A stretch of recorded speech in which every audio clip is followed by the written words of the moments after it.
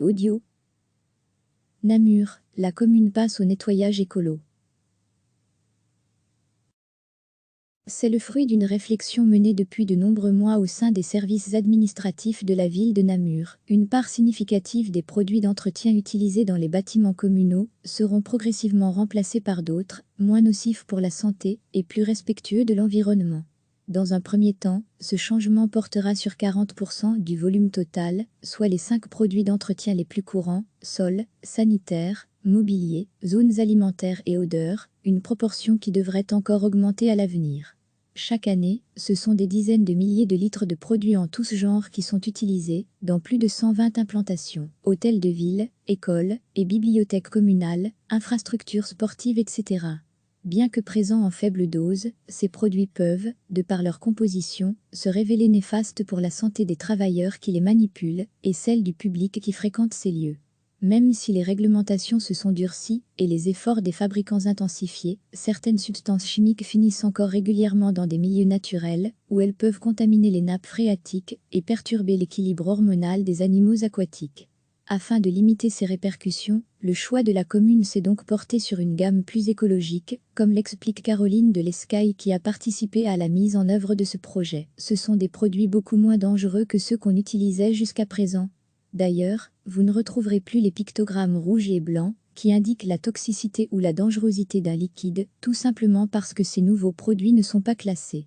Moins irritants pour la peau et les muqueuses, ces détergents se distinguent également par une autre particularité. Ils contiennent des probiotiques, raison pour laquelle ils sont parfois qualifiés de biotechnologiques. Concrètement, ces enzymes, micro-organismes vivants, vont saturer la surface à nettoyer, empêchant ainsi la prolifération des autres bactéries. C'est vraiment un atout supplémentaire pour la santé parce que là où, avant, les produits se contentaient de nettoyer, on ajoute cette dimension bactérienne qui va permettre d'éviter la propagation de certaines maladies, voire de prévenir des épidémies. On joue vraiment sur les deux tableaux, environnemental et sanitaire.